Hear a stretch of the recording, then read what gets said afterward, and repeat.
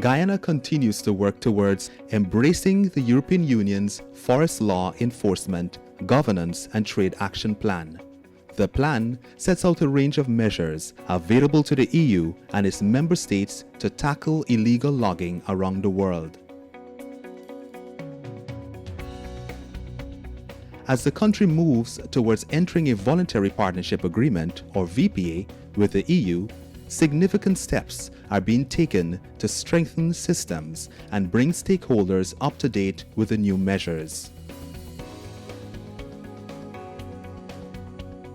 In this episode, you will learn more about the requirements and technical specifications for the FLEGT licenses and the Guyana Timber Legality Assurance System, GTLAS.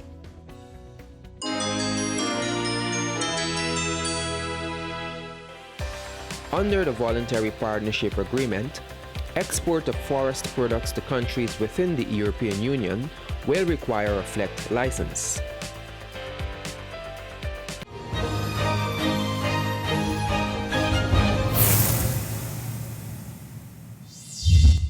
A FLEGT license guarantees that timber from a Voluntary Partnership Agreement country has been harvested, processed, and exported in accordance with national laws. FLEGT license is an official document that allows the easy access of timber from Guyana, or a timber producing country, into the European Union. It also provides you that green lane access to the European market, whereby they will lend greater credibility to that shipment, recognizing that there's a whole host of systems and mechanisms in the background that would have assured the legality of the timber from its origin. So that document is essentially putting everything into perspective for each shipment that leaves Guyana.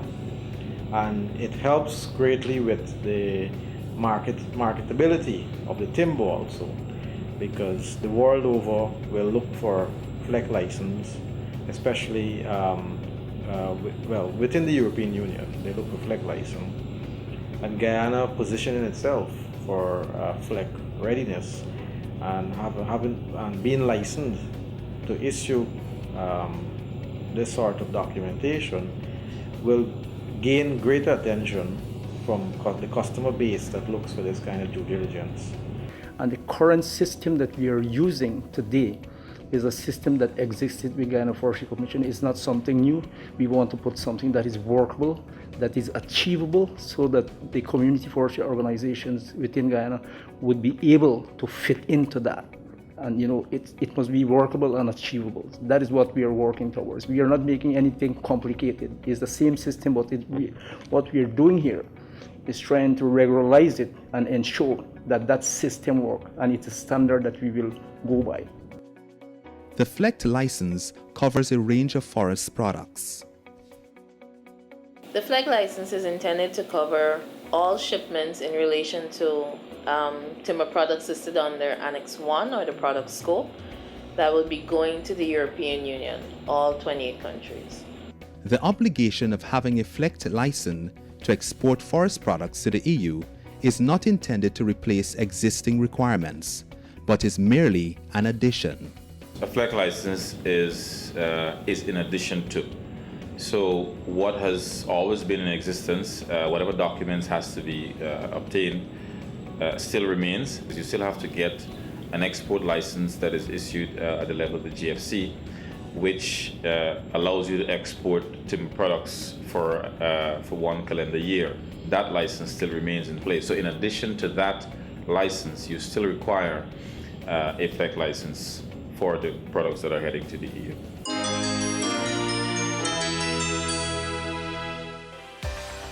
The FLEGT licensing authority in a VPA partner country issues FLEGT licenses for consignments of timber or timber products exported to the EU.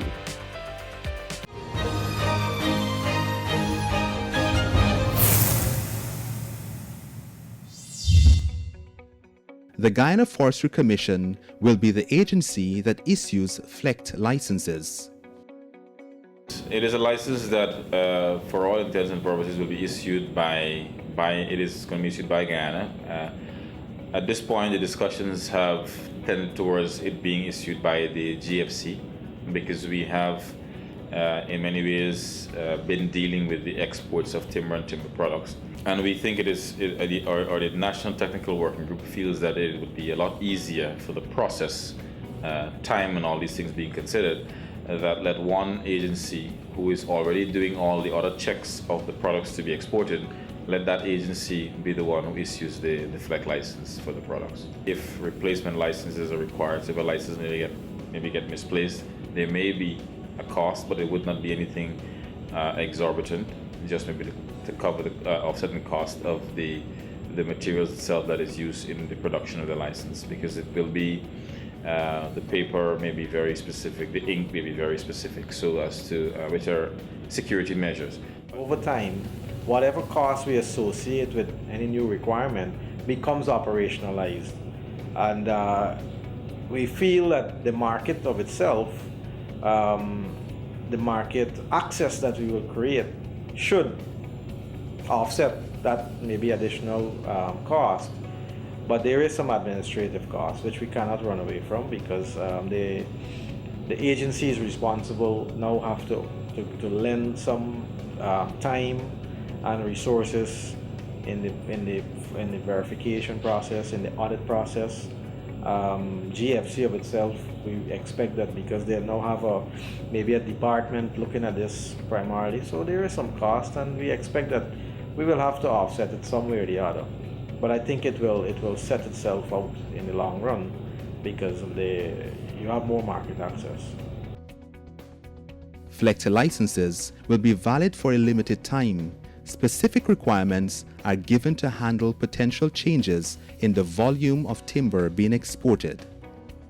The validity period could be as much as maybe 6 months, depending on one of the things that we have thought about in how long it should be valid was how long some of the other documents also are going to be valid for. So the timber marketing certificate valid for 60 days.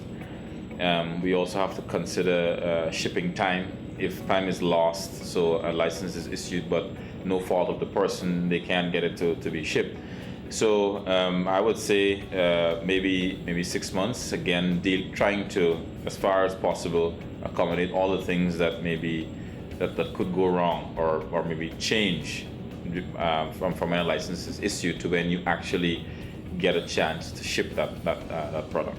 But again, I think just to note that, because I think with that many people may think that in that length of time you will give people an opportunity to tamper with or do something with the license. But what is important to note is once a license is issued, we will have a record of it, that it has been issued, and we will also, as part of the system, know when that license would have been utilized.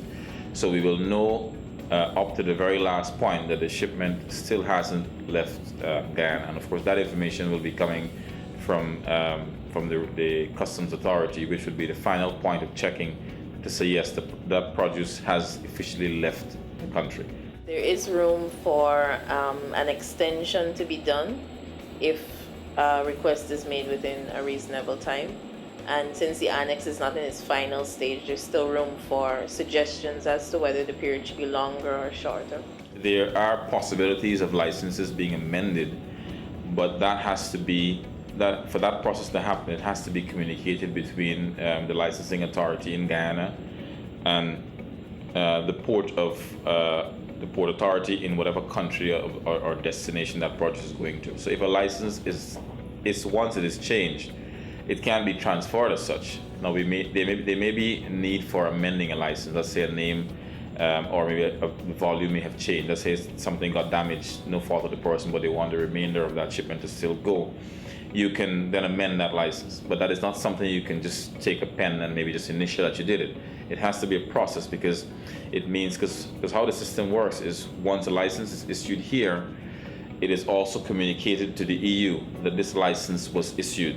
So they're also expecting, or each license will have a unique number.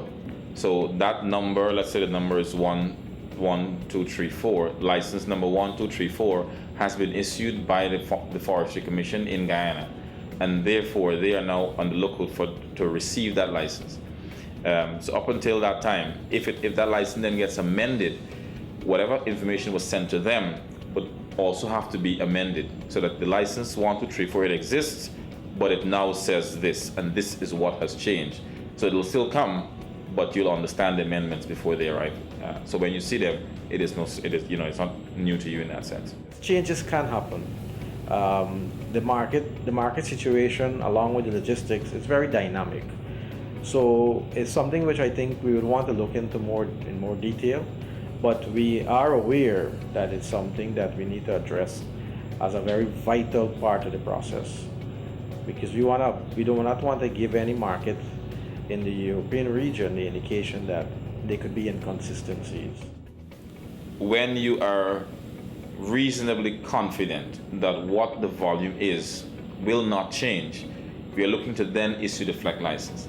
So one of the things that'll be done a little differently from the sort of traditional Forestry Commission customs export is that it comes to the Forestry Commission, it then goes to the Customs Authority, but we are not looking to issue that FLEGT license just yet when you come to the Forestry Commission. When we're going to issue that license is when you go to the Customs Authority and it has been cleared for shipment. So we are now more confident that what is on that document will not be changed.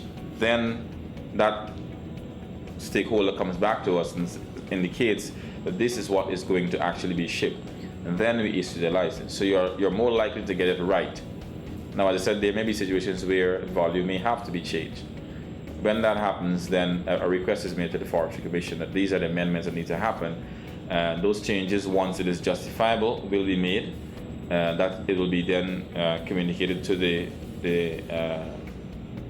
port that is receiving it in the EU that this change has happened, and then that shipment can then be allowed to leave.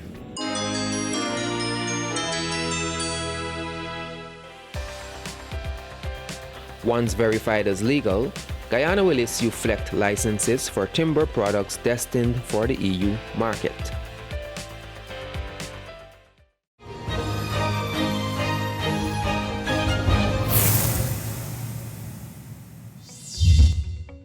At the heart of each Voluntary Partnership Agreement, or VPA, is a Timber Legality Assurance System, which verifies that wood products conform to national laws. Basically, this is what everything is based on under this agreement. It is Guyana saying to the EU and to the world at large that we have a system in relation to the harvesting and production of timber and timber products, which we can verify at every stage what is the source of the product, and that every step of the way the legal requirements have been met. Some factors are considered as breaches of the legality assurance system. A breach could see an exporter being denied a FLEGT license. The legality definition is comprised of a number of laws.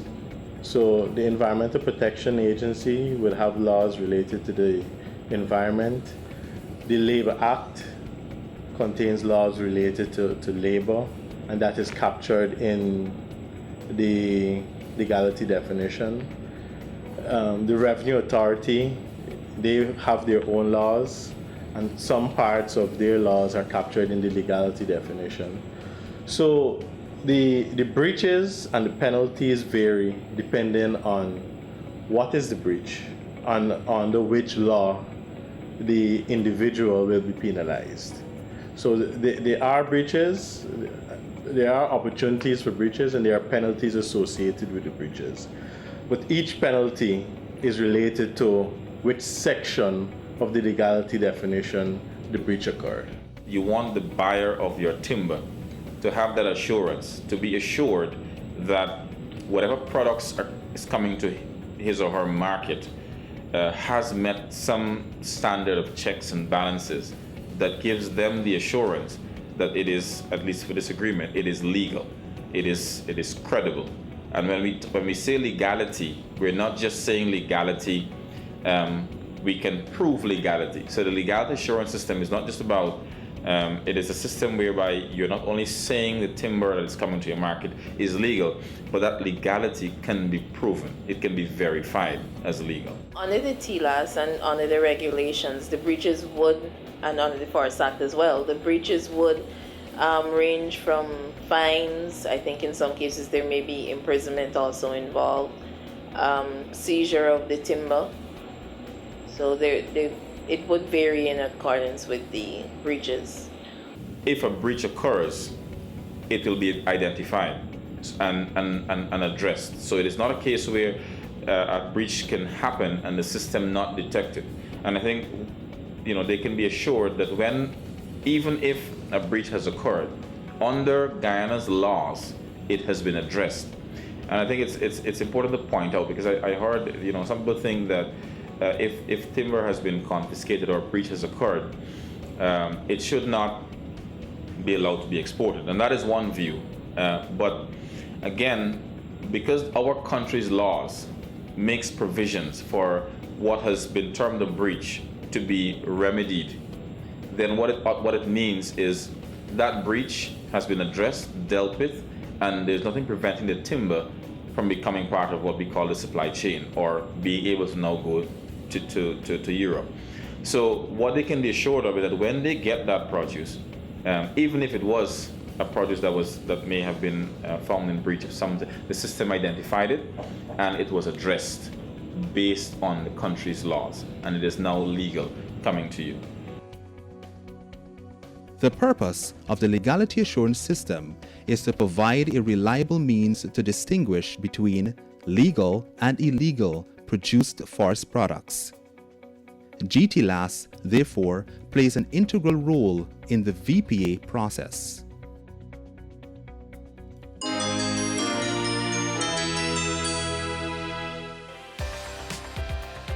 The Voluntary Partnership Agreement becomes binding on partner countries once it is ratified.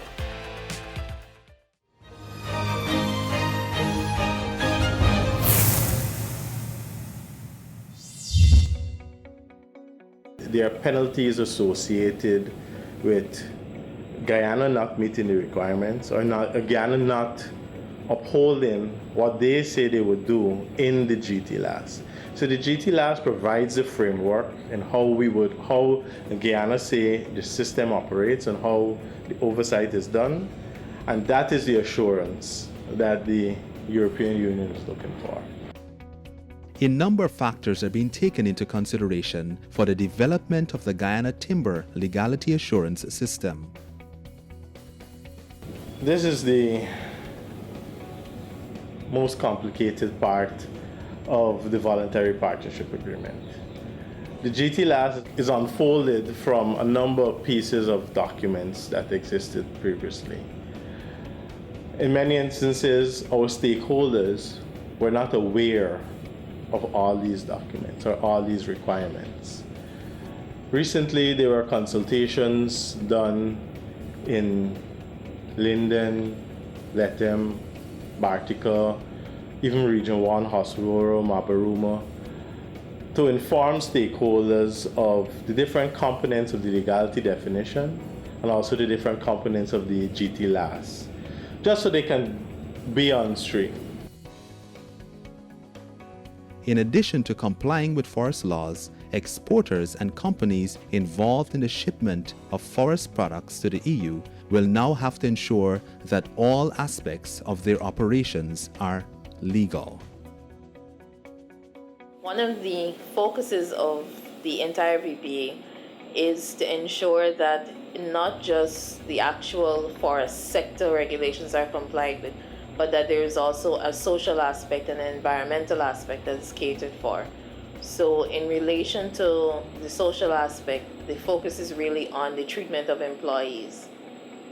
And it covers NIS, discrimination, the statutory age limit, minimum wage. All of these things have to be complied with. Because if you're not complying with that, then you're operating illegally. You may not be operating illegally in relation to the forest sector, but you're operating illegally as a businessman or a company. if we see it as important, and clearly it is, it is enshrined in law that these are things that ought to be happening.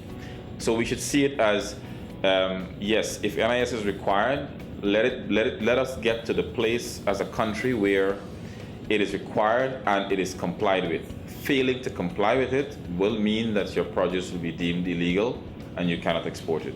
Under the current agreement, or what we're looking to agree on with the EU, that is what it will mean. If you are deficient in some of these areas, it will mean that your produce will not be exported. Part of the legality definition is GRA compliance. This is a requirement by law.